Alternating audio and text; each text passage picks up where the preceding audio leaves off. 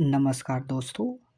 आज हम एक ऐसे मूर्तिशिल्प का अध्ययन करेंगे जो एक शिला को काटकर बनाई गई है, जो पल्लव काल की बहुत बड़ी उपलब्धि है।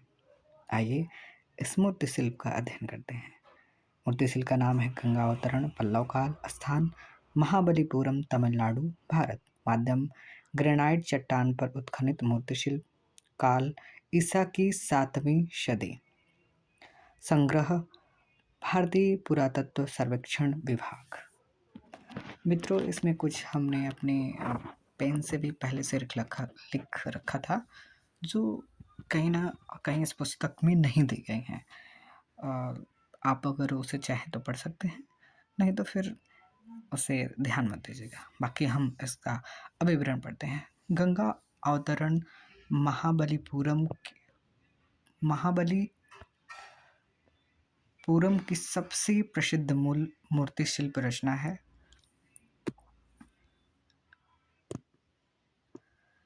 यह संसार के सबसे बड़े तथा प्राचीनतम मूर्तिशिल्प में से एक है। इस मूर्तिशिल्प में गंगा के पृथ्वी पर अवतरण की घटना को दो बड़ी ग्रेनाइट चट्टान यानी शिलाओं पर उकेरा गया है। दोनों शिलाओं के बीच की दरार में नागराज तथा नाग कन्या इस सरीसृपों के देवी और देवता को उकेरा गया है। जैसा कि इस मूर्ति में हम ये देखने का प्रयास करेंगे कि ये जो दोनों इसकी दरारें हैं, दोनों मूर्ति शिल्प के, ये दोनों दरारें आप देख सकते हैं। ये जो है इनके बीच में ये उकेरा गया है नागराज और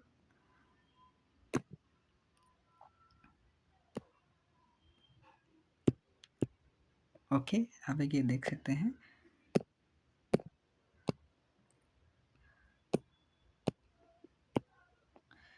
कि ये नागराज को यहाँ उकेरा गया है, ठीक। और यहाँ पे एक नागी जैसे कुछ है।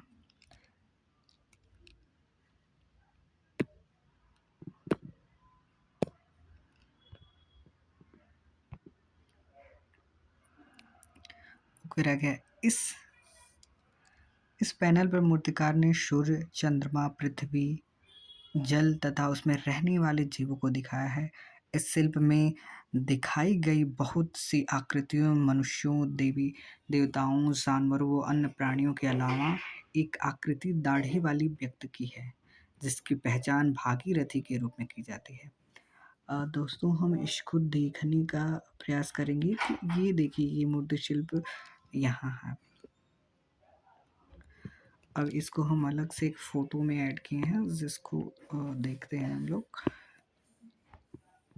ये है वो मूर्ति शिल्प, देखिए, जिसको भागीरथी भी कहा जाता है, जिनकी पहचान भागीरथी और अर्जुन से भी कहा जाता है कि अर्जुन ने जो तपस्या किया था महाभारत में, वो वाले दृश्य हैं।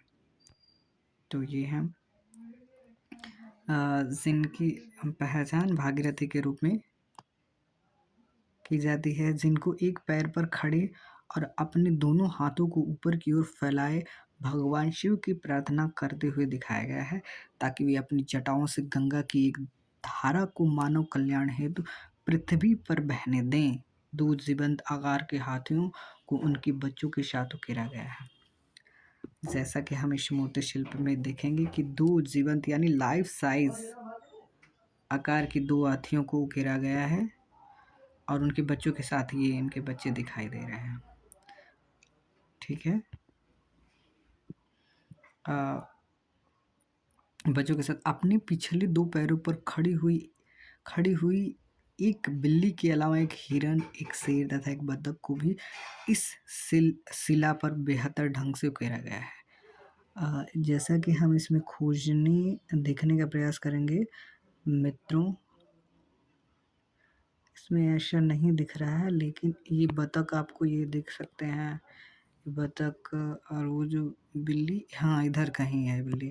मैंने बिल्ली को एक बड़ी अलग से फोटो में लगा रखा है, जो बिल्ली का बहुत ही, देखिए मित्रों, ये है बहुत ही हास्यपद इसका दृश्य है। बिल्ली वो जो भागीरथी जी हैं, उनकी जैसे ही खड़ी हुई है और हाथ को ऊपर की हुई है। यहाँ हमको लगता है ये चूहे भी दिखाए गए हैं।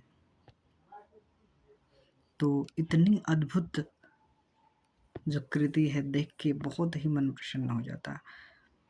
इस चट्टान की लंबाई 30 मीटर तथा ऊंचाई 15 मीटर से भी अधिक है। इसे पल्लव शासक महेंद्र वर्मन प्रथम और उसके पुत्र मामल्ला यानी मामल्ल के शासनकाल में उत्खनन किया गया था। इस शिल्प को कुछ लोग नागार्जुन अर्जुन का तप नाम से भी जानते हैं। तो मित्रों, यह है पल्लव काल की सबसे बड़ी उपलब्धि। इस मूर्ति को आप ध्यान से पढ़ लीजिएगा और इसके पूरे डिटेल्स को भी, क्योंकि यह मूर्ति बहुत ही इम्पोर्टेंट है एमआरएस, केवीएस और एनबीएस की दृष्टि से, क्योंकि इसमें रिटन एग्जाम है तो पूछ सकता है। इसके बारे में लिखिए। थैंक यू, धन्यवाद।